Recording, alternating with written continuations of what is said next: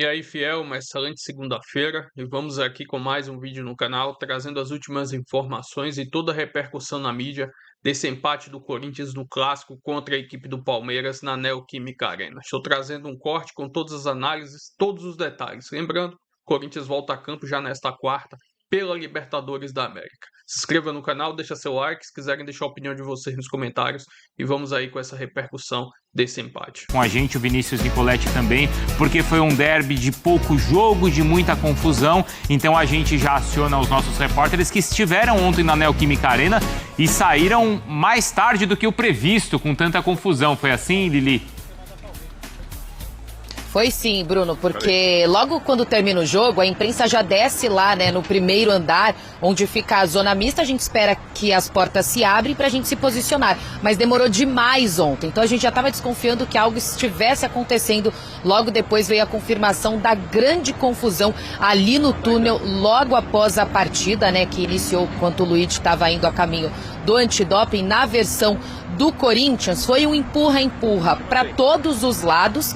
O Corinthians diz, jogadores ali na zona mista falaram também que não teve uma agressão em si, mas assim, um empurrando o outro, tanto que depois que o Palmeiras divulga a nota falando que iria até o G-Crim por conta da agressão sofrida pelo Luigi, o Corinthians em seguida afirma que também iria ao G-Crim porque Breno Bidon e Gabriel Paulista teriam sido agredidos por seguranças do Palmeiras. Só que depois que acalmou a situação, eu conversei com pessoas ali, né, apurei com contatos ali do Corinthians, que eles informaram o quê? Que assim que acabou tudo e eles viram a nota do Palmeiras, né, que iria até o G-Crim registrar uma queixa, houve uma tentativa, uma conversa ali de bastidores com o staff do Palmeiras para deixar para lá, para não levar isso à frente, porque o Corinthians entendeu que não houve agressão de fato, que os dois se empurraram, os dois lados se empurraram ali logo após a partida e que não precisaria levar isso para frente. Só que o Palmeiras disse que levaria, então o Corinthians foi conversar tanto com o Breno Bidon quanto com o Gabriel Paulista sobre a situação, se eles iriam até o G-Crim, e eles informaram, na verdade eles disseram assim, é preciso, né, porque eles não enxergaram ali como uma agressão em fato, e aí eles preferiram não seguir até o G-Crim, somente o Palmeiras deu a continuidade, mas de fato eu apurei que houve essa conversa e essa tentativa de convencimento ao Palmeiras de não levar isso à frente, como também houve uma conversa ao final da partida entre os jogadores ali do Corinthians pelas duas expulsões. O André afirmou ali, principalmente para o Hugo, que foi sem querer, que ele não fez de propósito o gesto obsceno, que ele foi arrumar o calção e aí transpareceu que seria isso, né? Mas as imagens mostraram que de fato aconteceu. O Hugo disse, prefiro acreditar nele, mas ele é muito jovem, que ele aprenda com os erros. E na questão do Mateuzinho também, o próprio Mateuzinho, ele se desculpou com o elenco por conta da expulsão dele, ele viu que ele passou um pouquinho do ponto ali durante a partida. Vamos ouvir então as entrevistas do Corinthians logo após esse derby quente demais, Bruno.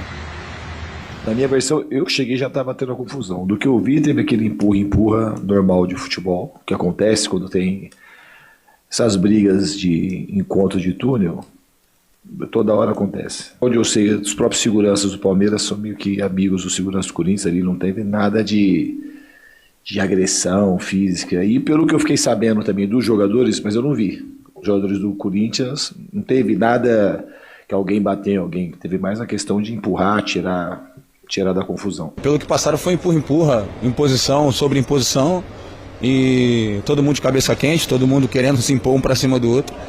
E eu acho que a situação do Corinthians ter soltado a nota foi em resposta ao que o Palmeiras fez. Não houve nada demais, eu acho que está sendo feito talvez uma grande tempestade num copo d'água. Confusão normal de jogo, todo mundo de cabeça quente. O jogo no campo também teve um monte de confusão.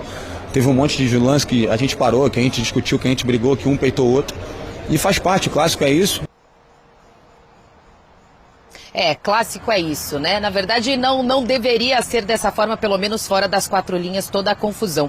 Só ressaltando aqui, né, que um vídeo que circulou no momento em que o Yuri Alberto faria o gol da partida, o Carlos Miguel fez uma belíssima defesa, torcedores gravaram esse momento e um torcedor que ainda não foi identificado fez ofensas racistas ao Carlos Miguel. Então, o Palmeiras divulgou uma nota e o Corinthians também, né, se solidarizou, repudiou este ato e disse que fará o possível e e impossível para identificar esse torcedor que posteriormente deverá ser punido por esse ato racista ontem no Clássico, Bruno. As questões da arbitragem, também do jogo ou pouco dele, e aí na tela tem alguns números que são interessantes e que divide o jogo em 3 partes. Então, antes da expulsão, a posse de bola era dividida, o Corinthians tinha finalizado mais.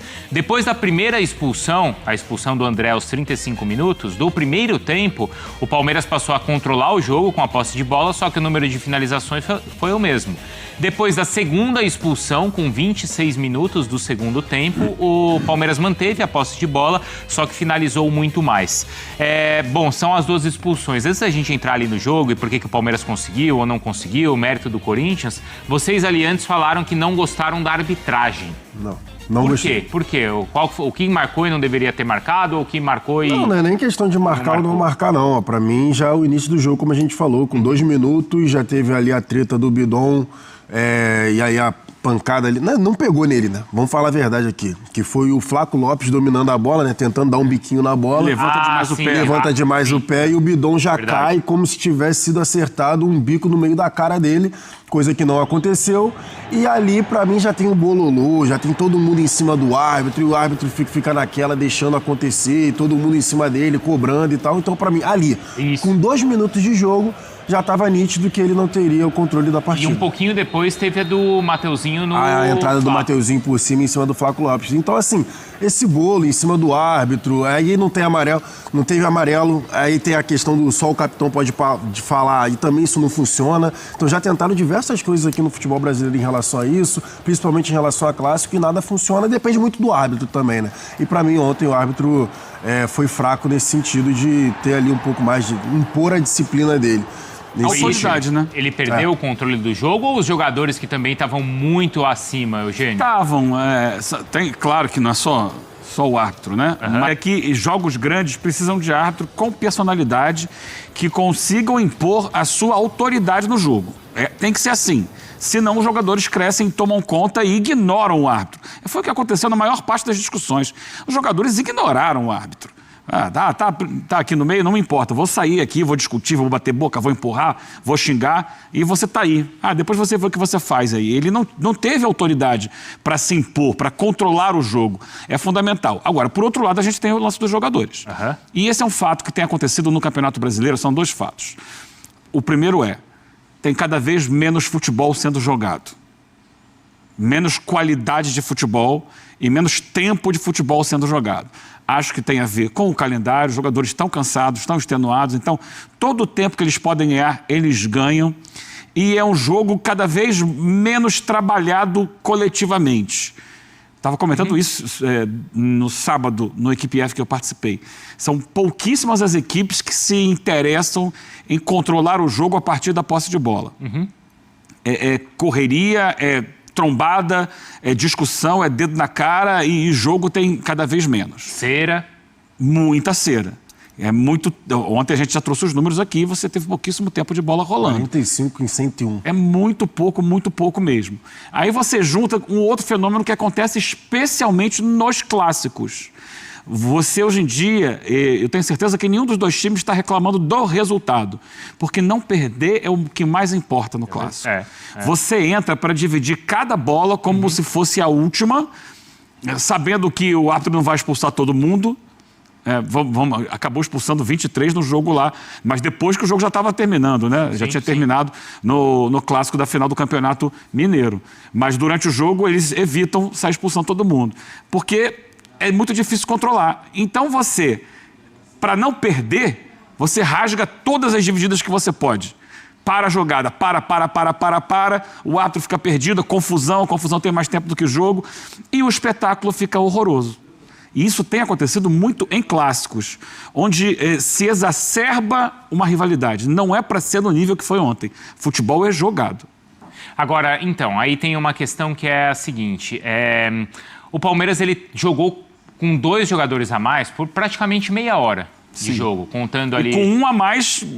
Com um a mais... 70 minutos. 70 minutos. Desde os 33. E com 2 a mais, meia hora de jogo, com 2 a mais.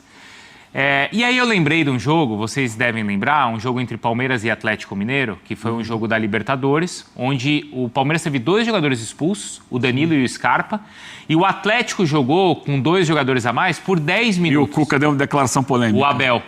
Desculpa, é o Abel. O Abel deu uma declaração difícil, que virou polêmica. Porque é mais difícil jogar contra o adversário. Não, foi o Abel, naquela entrevista, falou o que o Cuca deveria ter feito. Ah, sim. Mas é que o Cuca falou que é mais difícil jogar contra o adversário. E aí o Abel, a gente separou o que o Abel falou. Então vamos lá, lembrar para que a memória às vezes falha. Eu quero que vocês ouçam e quero que vocês vejam se ele fez o que ele falou que o Cuca deveria ter feito. Tá? Vamos ver. O Cuca é um treinador extremamente experiente, com muitos títulos. Ele seguramente, quando vir este jogo, ele vai perceber que tinha muita gente por fora do nosso bloco. Tinha 7 jogadores, por fora do nosso bloco, por fora. E tu tens que ter gente por dentro para poder atacar a nossa linha. Ele tinha o ponta, os 2 pontas por fora, os 2 laterais abertos, os zagueiros ainda por trás e poucos jogadores dentro do nosso bloco. Tinha que ter mais jogadores dentro do nosso bloco. Isso para nós foi mais fácil de controlar. Bom, lembrando que aquele jogo terminou 0-0, o Palmeiras passou nos pênaltis. Se não me engano, o Cuca disse que era mais difícil jogar contra o adversário. Também foi a mesma discussão, no mesmo dia. E lembrando que ontem o Abel não estava no banco, era o João Martins que estava por lá. Por que com 2 jogadores... não estará nos próximos jogos, pegou 5... Ainda tem até que seja julgado no pleno da CJD, está fora. Isso. Que não ganhou efeito suspensivo. Por que o Palmeiras, com 2 jogadores a mais, não conseguiu vencer? Ele falhou, ele não colocou os jogadores dentro do bloco como o Abel sugeriu, ou teve mérito do Corinthians? Como é que vocês veem? Teve mérito do Corinthians, sim. Quando estava com um jogador a menos, fica num 4-4-1, né? Baixa o Garro, que tinha uma função ali um pouco mais confortável, deixa só o Yuri Alberto à frente. Depois, quando fica com 2 a menos, fica um 4-4-0. Mas já é muito facilitado também pelo Palmeiras, porque o Palmeiras, basicamente, ficou dando a bola no Alan, esperando uma jogada individual ou alçando bola na área. Aí você tem o Gustavo Henrique dentro da área. Vai ficar alçando bola na área pro Gustavo Henrique, é a melhor coisa a ser feito. Tudo que você quer, pelo menos na minha leitura, se eu tenho um jogador a menos, tudo que eu quero é que o meu adversário trabalhe a bola por fora e fique alçando bola na área. Se eu tiver um zagueiro alto, como o Gustavo Henrique, vai ser mais fácil de defender. O problema é quando o adversário, que tem um jogador a mais, começa a fazer triangulações, começa a envolver, inverter de um lado para o outro, balançar a zaga e também alternando dinâmicas, né? Hora por fora, hora por dentro, que aí confunde a marcação e aí você tendo um jogador a menos é difícil de você fazer esse balanço.